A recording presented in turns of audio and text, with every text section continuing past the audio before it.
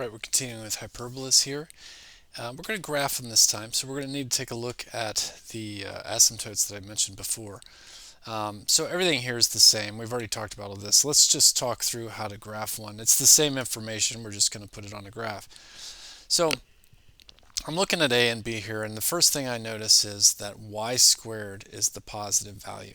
So that's telling me that this bow tie, this hyperbola, is going to open, and now it's centered at the origin as well. We don't have an h and a k here. So remember, h would be with x, k is with y, but we don't have one. So we are centered at 0, 0.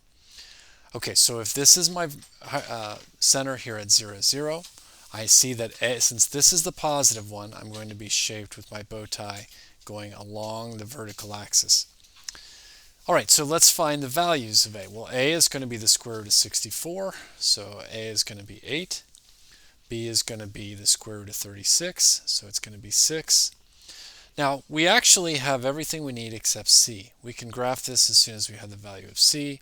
Well, remember how we've done this here. This one, it's c squared equals a squared plus b squared, just like the Pythagorean theorem says. So c squared is going to be 64 plus 36. Or c squared is going to be 100. C is then 10. Remember, this is a distance, so we don't need to worry about a negative here. So we've got everything we need. We know we're centered at 0, 0, because there's no h and no k. We have the value for a. We don't really need b for these. We'll put it on there, at least they will, but I wouldn't require it. And then we are going to put the foci on there. So here are the points that we need.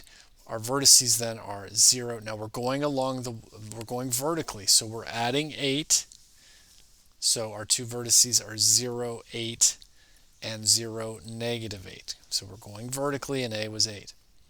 Now here's the co-vertices. This is based off b. They're going to graph these. I wouldn't require you, but b is 6, so we're going to be plus or minus 6. And this is the minor axis here. I forget the special name for this, but this was the transverse, the major. This is our minor axis here. So this is going along the x. I don't really care. I'm not going to ask you that because it just makes a couple of dots on the graph. That's all it does. Okay, and let's see. We've got our foci here. That's going along the y, and we're adding c. So we've got 0, 10, and 0, negative 10. All right, that's everything we need. I'm sorry, I forgot we need to discuss our asymptotes. So those diagonal lines that are going to help us where the bow tie is going to curve along. Well, it's going to be, so remember, where do I want to do this? M equals the square root of y, the change in y over the change in x. That's a slope. So what we're going to do is we're going to think of this as whatever the value is for y here. Now we don't want 64, we want the value of a, which was 8. So we're going to do 8, and whatever is the x, what's under the x here is 6.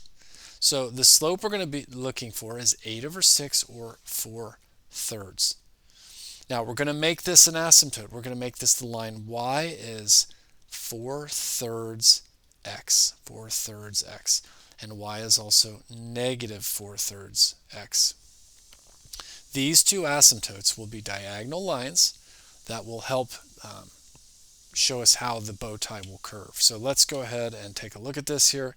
So here are our values. Here's our transverse axis. We've got a vertice here, a vertice there, and then here's our two focal points in green. And then if you graph those asymptotes, you get these red lines to help us see how the bow tie is shaped as it stretches off.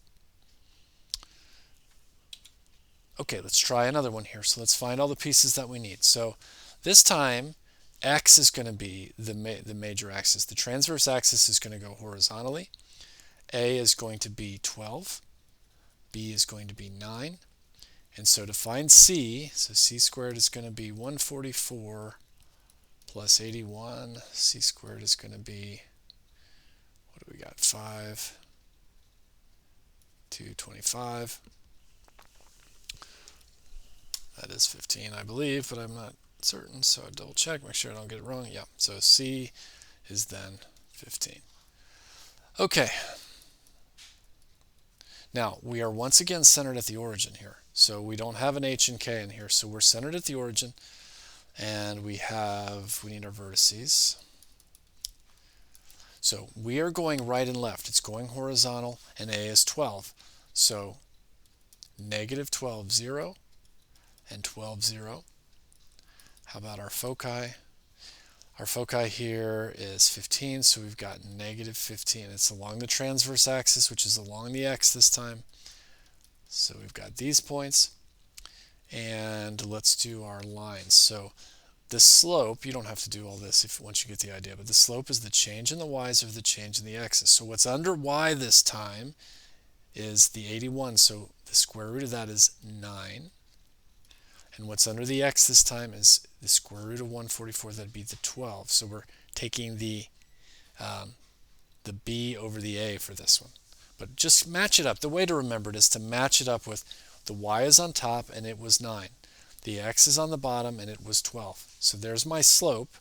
I'm going to just go ahead and reduce that down to 3/4 x. And the other one is going to be negative 3/4 x. They always just, one's positive and one is negative. Okay, now we have it all. Let's just graph it. So there were the asymptotes. I'm centered at the origin. They've marked the foci. They've marked the vertices.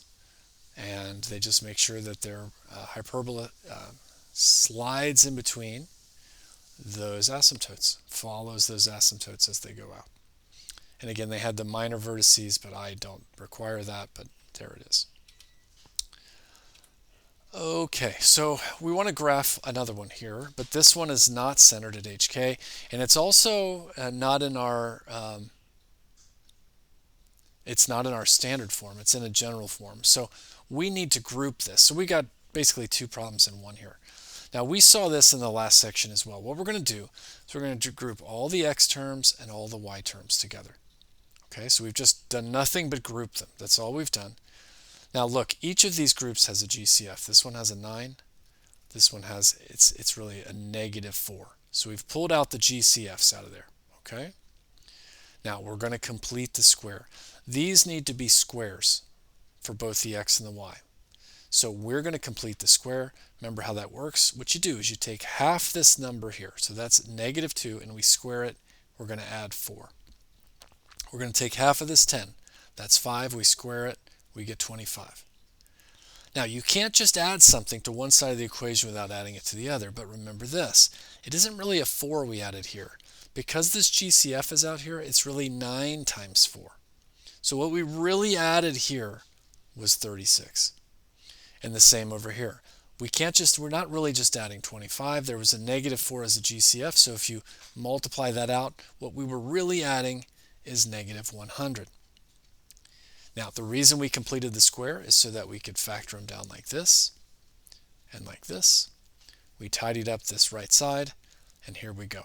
Now, there's one last step. Do you remember we did this before? This has to equal 1. Okay, well, it equals 324. Well, how do we do that? We just divide every term by 324. And by doing that, we'll get it to equal 1. So they've done that for us here. By dividing that through, we get nice numbers here. So we just divided everything by 324, and here's what we have left.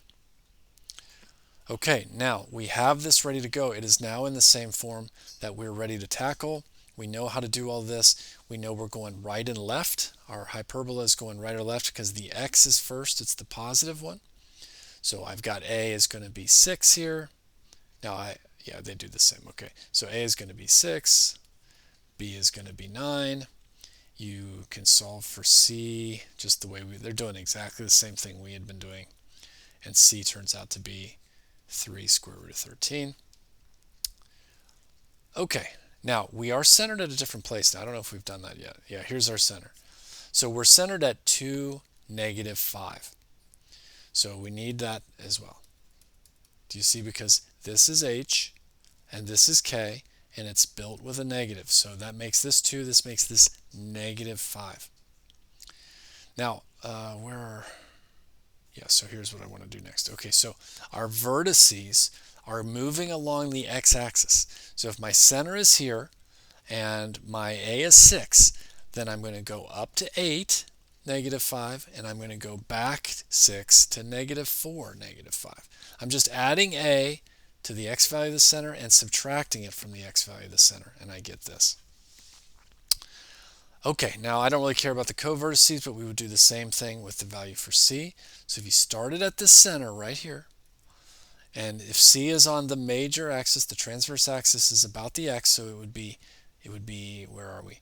It would be 2 plus that 3 square root of 13, and it would be 2 minus 3 square root of 13. Now, the y isn't going to change because we are removing, the transverse axis was along the x. So I've got my foci, I've got my vertices. The only thing else I would need is let's make the equations for those asymptotes. So remember, we're going to think of it like the slope. We've got the change in y over the change in x. Well, what was under x was 9. What was under y was 9. What was under x was this 36 or 6. So I'm going to reduce that. Now, it looks much more complicated here, but it's just going to be a more complicated equation, but it's going to be about the center. So, yeah, let me just do it. So 3 halves. Now, instead of it just being x here, it's going to be all about the center.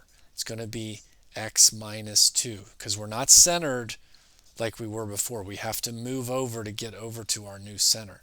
So instead of just 3 halves x, it's now going to be 3 halves x minus 2, but that's right here. It's the same thing. We're just over at the center. And then we're also going to have negative 3 halves x minus 2. So we just had to shift. Because of the center, we're going along the x-axis, we shifted to the right. So that's all we had to do is take into account that shift. So we moved along the horizontal axis, and so we showed that here with the equation. Okay, so here are my asymptotes. I've got everything I need. I've got my foci here. My foci are in green. I've got my vertices here in blue. I don't need the minor axes, but they're there. And I've got the equations for my asymptotes. I didn't think about that. Oh yeah, sorry, I left one thing out. We have to shift this. So hold on, let me make sure this is.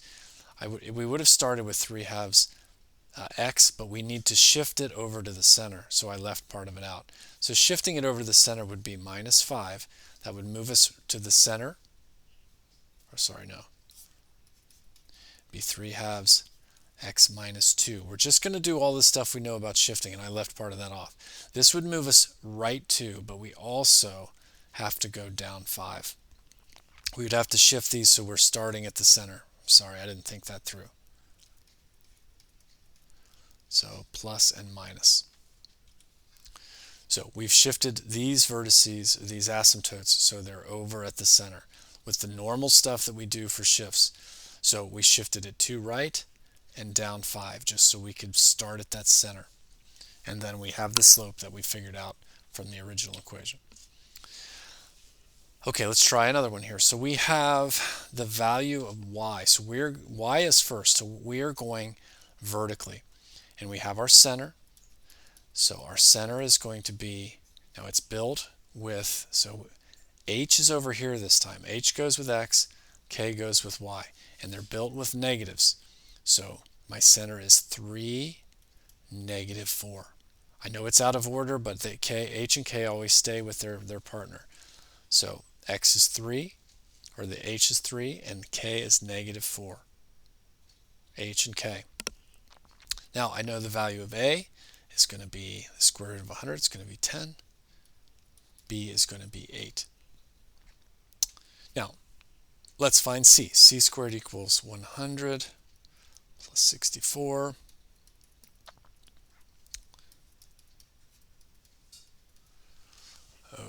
I don't think that has a proper square root, does it? 2.